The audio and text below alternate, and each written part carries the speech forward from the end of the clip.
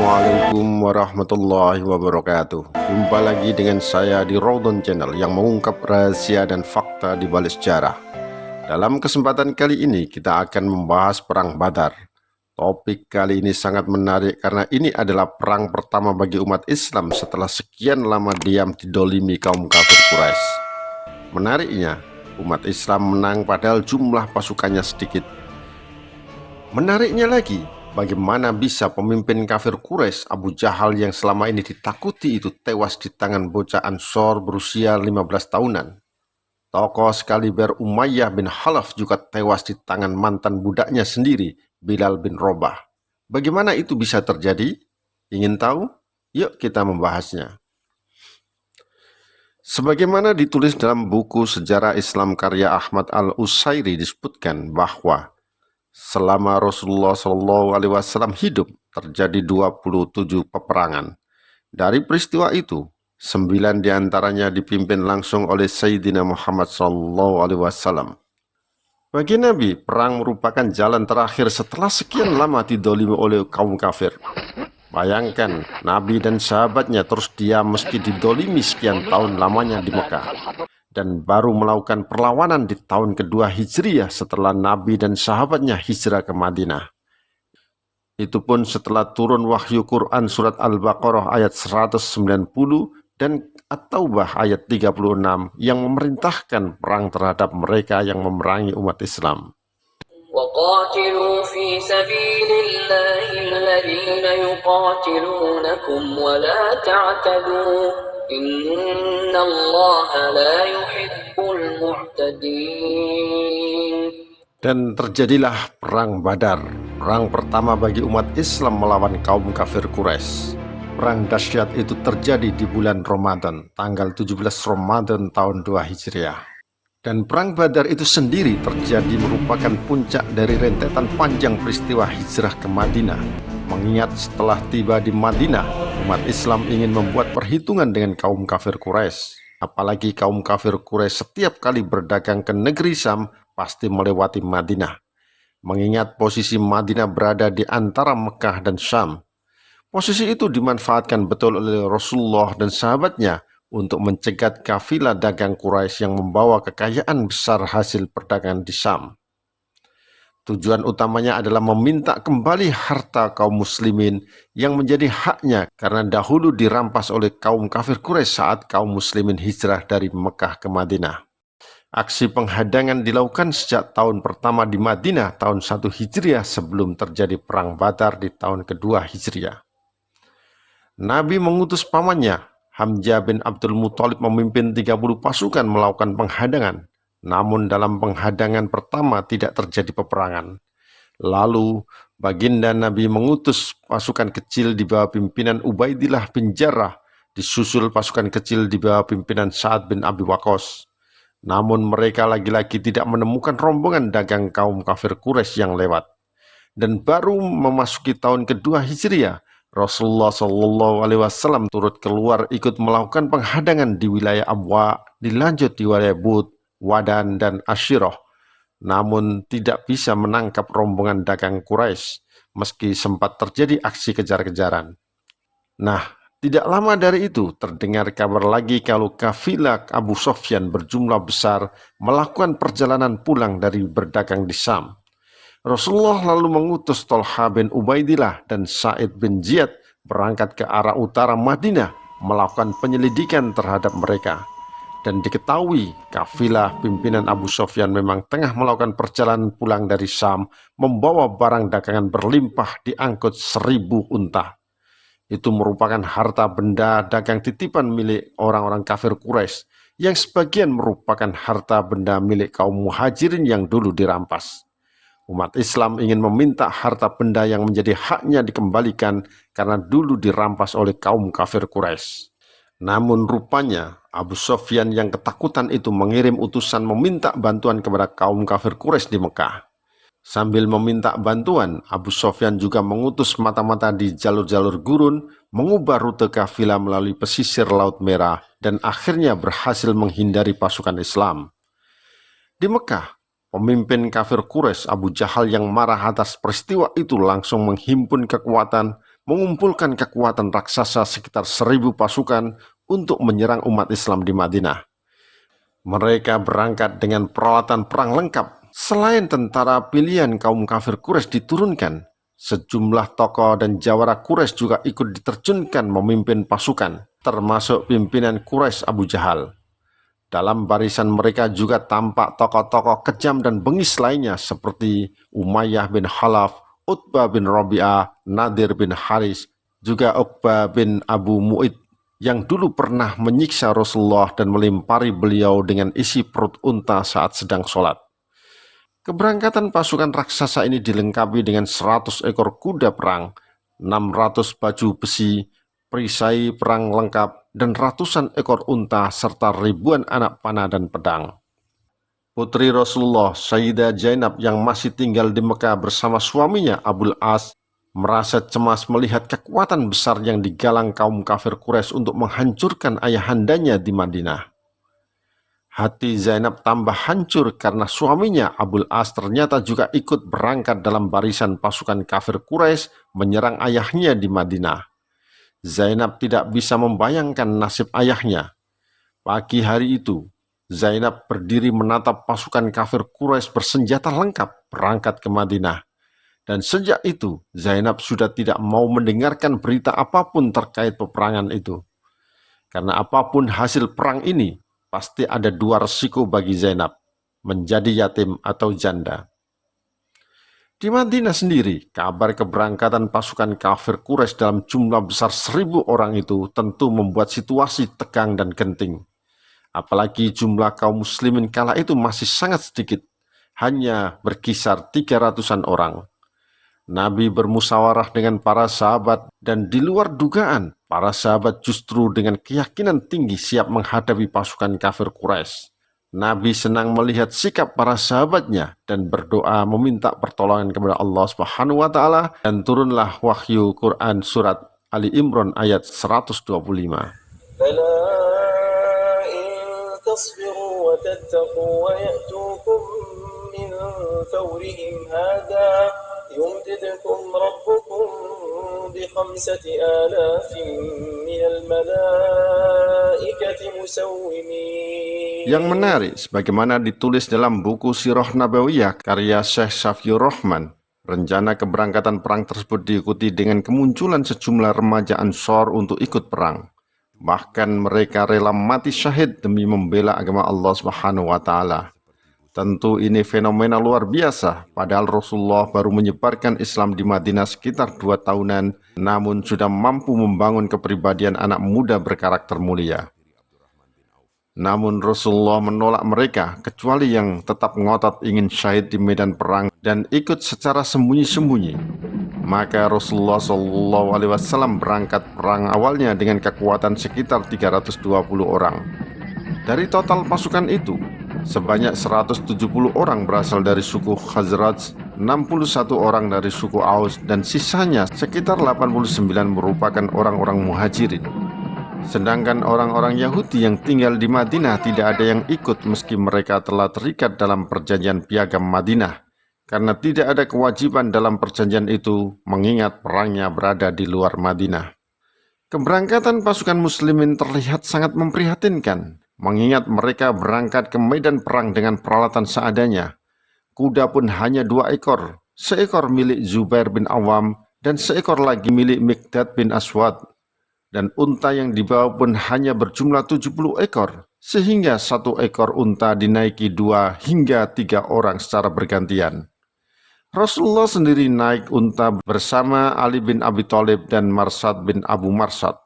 Sementara pasukan kafir Quraisy berangkat dengan perisai perang lengkap, didukung 100 ekor kuda perang, 600 baju besi, dan ratusan ekor unta. Melihat kekuatan musuh seperti itu, nyali sebagian pasukan muslim di tengah perjalanan mulai ciut. Apalagi di tengah-tengah mereka ada kaum munafik dan orang yang imannya masih lemah. Maka tak heran bila sebagian dari mereka mulai takut, tidak berani melanjutkan perjalanan, memilih pulang ke Madinah. Kaum munafik pimpinan Abdullah bin Ubay kala itu juga ikut, tetapi belum menunjukkan sikap frontalnya melakukan pengkhianatan. Namun bibit pengkhianatan mereka sudah mulai muncul dan bersikap tidak mau meneruskan perang, memilih kembali ke Madinah. Ada juga sebagian yang memang diperintah Nabi pulang ke Madinah karena faktor kesehatan dan keluarga. Sahabat Nabi yang juga menantunya, Utsman bin Affan juga tidak ikut perang karena harus mendampingi istrinya, Sayyidah Ruqayyah yang sedang sakit keras. Sehingga pasukan muslim tinggal tersisa 313 orang. Mereka berdiri di padang pasir dalam kondisi lapar dengan peralatan perang seadanya. Tidak bisa membayangkan harus menghadapi pasukan musuh dalam jumlah besar dengan peralatan lengkap. Melihat situasi genting seperti itu, baginda Nabi Muhammad SAW berhenti. Beliau menghadap kiblat menengadah ke langit sambil berdoa. Ya Allah, jika pasukan kecil ini binasa, tidak akan ada lagi yang menyembahmu di muka bumi. Doa Rasulullah penuh kepasrahan. Doa itu mengguncang dada kaum muslimin yang mendengarnya, membangkitkan keyakinan akan kemenangan. Nabi lalu menerapkan strategi perang dengan membagi dua batalion perang, yakni batalion Muhajirin dan batalion Ansor. Panji perang batalion Muhajirin diserahkan kepada Ali bin Abi Thalib, sedangkan bendera Ansor diserahkan kepada Sa'ad bin Mu'ad. Sementara komando sayap kanan dipercayakan kepada Zubair bin Awam dan komando sayap kiri diserahkan kepada Miqdad bin Amr. Adapun pertahanan garis belakang dipercayakan kepada Qais bin Sa'sa'ah dan komando tertinggi tetap berada di tangan Rasulullah SAW. Bagi umat Islam, khususnya kaum Muhajirin, perang Badar menjadi perang sangat berat. Beratnya bukan hanya karena kekuatan umat Islam sedikit dengan peralatan minim seadanya, tetapi lebih karena musuh yang akan menyerang Madinah itu sebagian besar adalah keluarga mereka sendiri. Rasulullah harus menghadapi menantunya sendiri Abul As yang berada di barisan musuh. Begitu juga Abu Bakar As-Siddiq harus berperang melawan anaknya sendiri Abdurrahman. Umar bin Khattab juga harus menghadapi paman-pamannya seperti Abu Jahal dan Al-As bin Hisham. Dengan perasaan berat itu, mereka tetap menerapkan langkahnya bergerak menuju arah selatan di bawah komando Rasulullah SAW.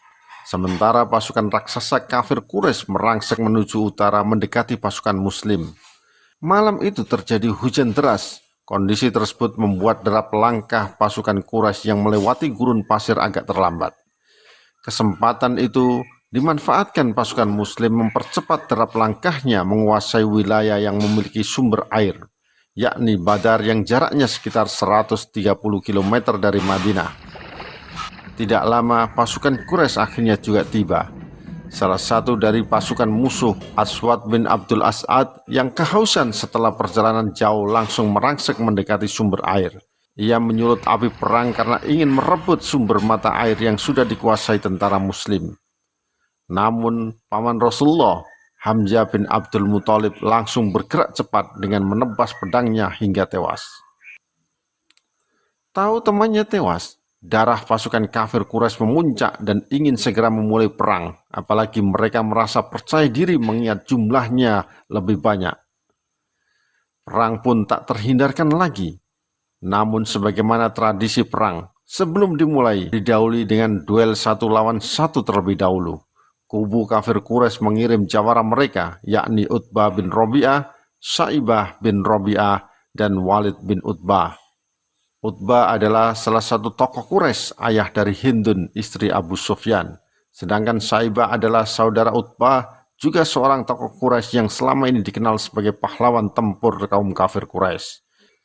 Adapun Walid adalah putra Utbah yang selama ini dikenal sebagai satria muda ahli pedang. Pihak kafir Quraisy tidak mau para jawarannya dihadapi oleh para pendekar muslim dari golongan Ansor, tetapi harus dari golongan Muhajirin atau kaum Quraisy yang sudah masuk Islam. Maka Rasulullah menunjuk Hamzah bin Abdul Muthalib, Ubaidah bin Haris, dan Ali bin Abi Thalib untuk menghadapi mereka. Hamzah merupakan jawara Quraisy yang mendapat gelar sebagai Asadullah atau singa Allah, begitu juga dengan Ali bin Abi Thalib. Sedangkan Ubaidah adalah sepupu Rasulullah, tercatat sebagai salah satu jawara dari Bani Hashim. Duel maut pun terjadi. Hamzah melawan Sa'ibah, sedang Ali melawan Walid, sementara Ubaidah melawan Utbah bin Rabi'ah. Hamzah dan Ali dengan mudah membunuh lawannya, sementara Ubaidah agak kewalahan, bahkan kakinya terputus kena sabetan pedang musuh. Sehingga Hamzah dibantu Ali terpaksa turun tangan menghabisi Utbah, ayah Hindun atau mertua Abu Sofyan yang kelak menjadi pemimpin kaum kafir Quraisy menggantikan Abu Jahal. Kubu Islam menang dalam duel maut tersebut. Kemenangan itu tentu membangkitkan mental para prajurit muslim yang awalnya minder karena kalah jumlah. Sementara pasukan Quraisy yang merasa tentaranya lebih banyak tidak terima atas kekalahan tersebut, langsung merangsek menyerang pasukan muslim. Perang dahsyat pun tak terelakkan. Mereka seperti kesetanan menyerang pasukan muslim di bawah perintah Abu Jahal yang dikawal ketat di tengah-tengah mereka. Namun hebatnya, nyali pasukan Islam tidak ciut meski kalah jumlah. Mereka dengan gagah berani menghadapi pasukan kafir Quraisy. Bahkan mereka seperti mudah menghadapi pasukan musuh yang didukung perisai perang lengkap tersebut. Malah tak sedikit dari pasukan musuh tiba-tiba jatuh tersungkur bersimbah darah, padahal baru saja hendak diserang. Seperti ada kekuatan besar yang ikut membantu di belakang pasukan muslim. Peralatan perang lengkap pasukan musuh seperti tidak ada artinya bagi tentara muslim. Baju besi perang yang mereka kenakan tetap tembus oleh serangan tentara muslim. Satu persatu pasukan Quraisy jatuh berkelimpangan, sehingga membuat pasukan raksasa itu kocar-kacir melarikan diri menghadapi pasukan kecil umat Islam. Inilah pertolongan Allah Subhanahu wa Ta'ala sebagaimana yang dijanjikan. Ya, memang tanda-tanda pertolongan Allah Subhanahu wa Ta'ala sudah mulai terlihat sejak mereka bertemu. Tepatnya ketika fajar mulai menyingsing di tanggal 17 Ramadan. Dan di saat pasukan Quraisy maju penuh kesombongan karena mengira akan menang, melihat jumlah pasukannya lebih banyak, angin dingin tiba-tiba menyapu padang pasir. Debu bergerak tidak biasa, langit terasa berat. Pada saat itulah malaikat turun. Dalam Quran surat Al-Anfal ayat 9-12, Allah berfirman mengirim 1000 malaikat, lalu bertambah sebagai pertolongan bagi kaum beriman. Para sahabat melihat kilatan putih melintas cepat, suara cambuk menghantam udara tanpa seorang pun mengayuhkannya. Ada juga musuh terjatuh seperti disentuh oleh pedang manusia. Musuh terbelah oleh pukulan yang bukan tebasan manusia, dan ada juga yang tersungkur tanpa tahu siapa yang memukulnya. Pasukan Quraisy mulai panik. Mereka melihat cahaya yang tidak bisa dijelaskan dan mendengar suara-suara yang bukan dari manusia, dan dalam waktu singkat, pasukan musuh yang jumlahnya 3 kali lipat lebih besar itu kocar-kacir dan lari terbirit-birit. Pemandangan perang Badar memberikan gambaran bahwa iman ternyata lebih kuat daripada jumlah pasukan dan doa lebih tajam dari pedang. Di luar arena peperangan, sebagaimana hadis diriwayatkan Sahih Bukhari, terdapat 2 remaja dari golongan Ansor, yakni Mu'ad bin Amr berusia sekitar 15 hingga 16 tahunan, dan Muawid bin Afra berusia sekitar 14 hingga 15 tahunan, yang sejak awal mengamati pasukan kafir Quraisy. 2 remaja itu rupanya mengincar pimpinan kafir Quraisy, Abu Jahal, karena selama ini sering menghina dan mencaci maki Rasulullah. Keduanya yang tidak mengenal wajah Abu Jahal itu lalu menghampiri Abdurrahman bin Auf untuk menunjukkan sosok Abu Jahal. Begitu ditunjukkan kalau Abu Jahal berada di tengah-tengah pasukan dengan pengawalan ketat, keduanya langsung berlari kencang seperti burung elang menerobos barisan pasukan musuh yang mengelilingi Abu Jahal. Mu'ad menerjang Abu Jahal dengan 1 pukulan pedang sangat kuat hingga betis dan kaki Abu Jahal putus. Serangan sangat kuat itu bukan hanya membuat betis Abu Jahal putus, tetapi juga kuda yang ditunggangi pun roboh. Abu Jahal terjatuh ke tanah dan tidak mampu berdiri lagi. Putra Abu Jahal, Ikrimah, yang tahu ayahnya diserang, langsung bertindak menebas pedang ke arah Mu'ad mengenai tangannya hingga putus. Tahu Abu Jahal masih hidup, teman Mu'ad yakni Muawid gantian menyerang Abu Jahal hingga tidak bernafaskan lagi. Kabar kematian Abu Jahal membuat kaum kafir Quraisy yang jumlahnya jauh lebih banyak itu makin kocar-kacir melarikan diri menghadapi kaum muslimin yang dibantu para malaikat. Tercatat sebanyak 70 orang kafir Quraisy tewas. Abdullah bin Mas'ud yang menyisir mayat-mayat tentara kaum kafir Quraisy yang bergelimpangan menemukan jasad Abu Jahal di antara mayat-mayat yang mati mengenaskan. Dalam riwayat lain disebutkan, kondisi Abu Jahal saat itu belum tewas tetapi masih sekarat, dan ditanya Abdullah bin Mas'ud, "Apakah engkau Abu Jahal?" Tanya Abdullah bin Mas'ud. Abu Jahal yang sudah dalam kondisi sekarat itu ternyata juga masih bersikap sombong, mengumpat, sehingga Abdullah bin Mas'ud tidak pikir panjang langsung menebas lehernya dan membawa kepalanya ke hadapan Rasulullah SAW. Ini adalah Fir'aun umat ini, sabda Rasulullah sebagaimana hadis diriwayatkan Bukhari. Perang berakhir dengan kemenangan umat Islam. Sejumlah tentara Quraisy yang berhasil ditangkap dijadikan tawanan perang, termasuk Umayyah bin Khalaf al-Jumahi, saudagar kaya raya, mantan majikan Bilal bin Rabah. Umayyah ditangkap bersama anaknya Ali bin Umayyah, menjadi tawanan Abdurrahman bin Auf. Abdurrahman dan Umayyah memang berteman selama di Mekah. Maka Umayyah meminta tolong kepada Abdurrahman bin Auf untuk menyelamatkan dirinya dengan menjadikan sebagai tawanan dan siap memberi tebusan. Umayyah digelandang menjadi tawanan. Kondisinya dibuat compang-camping agar tidak dikenali pasukan muslim lainnya. Namun ternyata Bilal bin Rabah yang sudah mengenal betul mantan majikannya itu tetap mengenali meski wajahnya disamarkan. Bilal rupanya tidak lupa pada majikannya yang dulu menyiksa dirinya, meletakkan batu panas di dadanya untuk memaksa meninggalkan Islam. Bilal pun langsung berteriak kepada pasukan muslim dari golongan Ansor, "Wahai kaum Ansor, inilah musuh Allah yang menyiksa kami di Mekah," teriak Bilal penuh emosi. Kontan pasukan muslim dari Ansor yang tidak tahu wajah Umayyah pun kaget dan langsung berebut menyerangnya. Anak Umayyah tewas lebih dulu, disusul Umayyah setelah tombak Bilal yang diluncurkan mengenai dadanya. Umayyah tewas di tangan mantan budaknya sendiri. Setelah perang berakhir, Rasulullah bersama pasukannya tetap berada di Badar selama 3 hari. Tercatat sebanyak 14 tentara muslim mati syahid. Sementara dari kubu Quraisy tercatat 70 orang tewas dan 70 orang lainnya menjadi tawanan. Dari 70 orang tewas itu, sebagian besar merupakan para tokoh Quraisy seperti Abu Jahal, Umayyah, Utbah, dan lainnya. Jasad-jasad tentara muslim yang syahid dikuburkan, sementara jasad tentara Quraisy dibuang ke sumur yang kotor di daerah tersebut. Adapun 70 tentara Quraisy yang menjadi tawanan digelandang ke Madinah.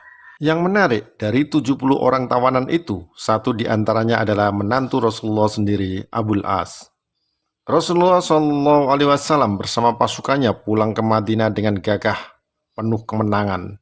Mereka disambut dengan sukacita oleh penduduk Madinah.